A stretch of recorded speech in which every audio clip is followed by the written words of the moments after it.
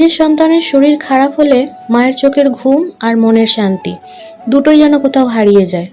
নিজের শরীরে হাজারো কষ্ট হোক সহ্য করে নেওয়া যায়, কিন্তু সন্তানের সামান্য একটু কষ্টও মা যেন সহ্য করতে পারে না। সন্তানের হাসি মুখটাই মায়েদের মনের প্রধান শক্তি।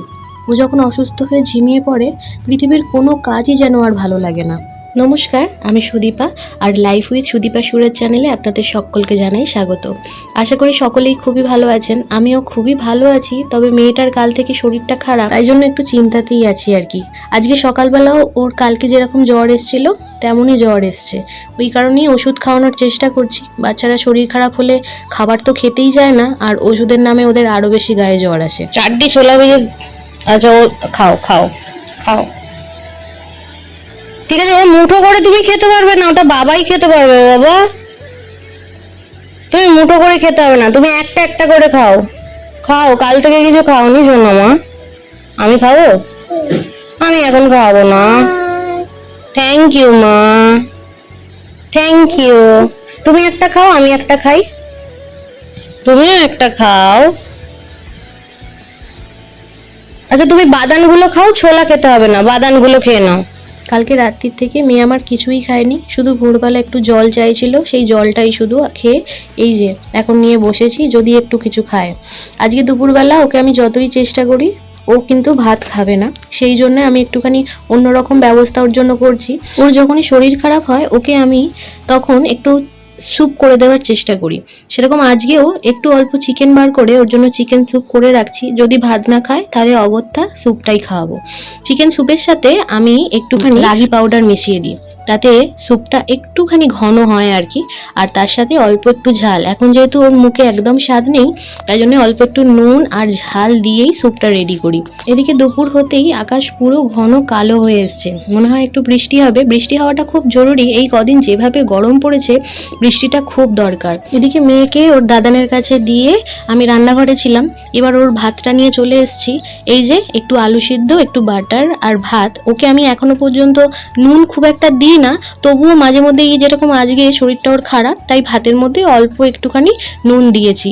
এই যে তার বায়না শুরু, সে ভাত খাবে না, তাকে চেপে ধরেই এখন ভাতটা আমাকে খাওয়াতে হবে, তা নাহলে অনেকগুলো ওষুধ খাচ্ছে তো। আর ডাক্তারবাবু বলেই দিয়েছেন একটু ভারী খাবার না খাইয়ে বাচ্চাদের ওষুধ খাওয়ানো একদম উচিত না। এই যে যা হোক করে ওকে 2-4 গাল ভাত খাইয়ে ওপরে নিয়ে চলে এসেছি। সে ভাতটা পুরোটা শেষ করেও নি।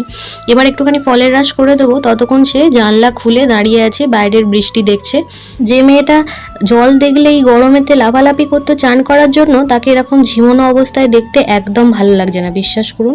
তো ওকে ঘরে ঘুম পাড়িয়ে রেখে এবার আমি খেতে এসেছি। আজকে খেতে খুব একটা ভালো লাগছিল না, মেয়েটার শরীর খারাপ হলে না আমার কোনো কিছুই ভালো লাগে না, সেই জন্যে দুটো আম কেটে খেতে বসেছি। এই যে দেখতে দেখতে সন্ধে হয়ে গেছে। দুপুরে যেহেতু বেশ ভালো বৃষ্টি হয়েছে, ওয়েদারটা একটু ঠান্ডা, আমার হাজবেন্ডের বক্তব্য সে এখন চা আর ঝালমুড়ি খাবে। এখন তো বেরোনো পসিবল না, অন্য সময় হলে বেরিয়ে পড়তাম, তবে বৃষ্টিটা এখনো পর্যন্ত ঝিরিঝিরি হচ্ছে, তাই জন্য বললাম আমি বাড়িতে চা বানিয়ে দিচ্ছি। মেয়েটার যদি শরীর খারাপ না হতো তাহলে কিন্তু আমরা বেরিয়েই পড়তাম। আমরা মাঝে মধ্যে এরকম ওয়েদার দেখলে বেরিয়ে পড়ি, তবে মেয়ে হওয়ার পর থেকে সবকিছু একটু চেঞ্জ হয়ে গেছে। এই যে দেখতে দেখতে চা হয়ে গেছে, চাটা কাপে ঢেলে নিচ্ছি, আর মুড়ির জোগাড়ও সব করে নিয়েছি, আর রাত্রের খাবার তো হয়েই গেছে। এবার চা নিয়ে আর মুড়ি নিয়ে ওপরে চলে যাচ্ছি। রুটি যেহেতু হয়ে গেছিলো, সেই জন্য মেয়েটাকে ভাবলাম সন্ধ্যেবেলা একটু রুটি খাইয়ে দিই, সারাদিন তো সেরকম কিছু ভারী খাবার খায়নি, রুটিটাও খেতে পছন্দ করে, তাই জন্য ওর জন্য একটু রুটি নিয়ে এলাম। সঙ্গে গ্লাসে একটু দুধ দিয়েছি, দুধ দিয়ে ভিজিয়ে ভিজিয়ে রুটিটাও খেয়ে নেবে। আমি না এমনিও চা খেতে ভীষণ ভালোবাসি, গরম হোক কিংবা শীত, চা পেলে আমার আর কিচ্ছুই ভালো লাগে না। সঙ্গে যদি একটু দুধ চা হয় তাহলে তো জমে যায়। আজকে আমি আমার জন্য একটু দুধ চাই বানিয়েছি, আর সুরজেরও যেহেতু গলাটা একটুখানি ধরেই গেছে, সেই জন্য ওকে একটু ভালো করে কড়া করে আদা চা করে দিয়েছি। এই যে দুপুরবেলা যে ঝড় বৃষ্টি হয়েছে, তাতে আমার ঘরের মধ্যে প্রচন্ড ধুলো বালি নোংরা ঢুকে গেছিল। জানলাগুলো খুলে রেখে আমি নিচে চলে গেছিলাম, আর সেই সময় প্রচন্ড পরিমাণে বৃষ্টি। বিছানার কাছে জানলাটা যেহেতু খোলা ছিল, বৃষ্টির জল ঘরের একদম খাটেতেই চলে এসেছিল, তাই জন্য ভাবলাম বিছানার বেড কভারগুলো একটু চেঞ্জ করে দিই। এই যে আমার ছোট বোন না আমাকে হেল্প করবে, তাই জন্য ওকে বালিশগুলো একটু জায়গায় সরিয়ে রাখতে বলেছি। ও না আমাকে কাজ করতে দেখলে সবসময় আমাকে হেল্প করবার চেষ্টা করে। এই যে তার ওয়েটের থেকেও এই পা বালিশের ওয়েটটা অনেক বেশি, তাও সেই পা বালিশটাকে টেনে টেনে তার জায়গায় নিয়ে যাবে। সারাদিন ঝিমিয়ে থাকবার পর মেয়ে আমার যখন একটুখানি ছটপটে লাগছে, তাই জন্য মনটাও একটু ভালো লাগছে, কাজ করার একটু এনার্জি পাচ্ছি।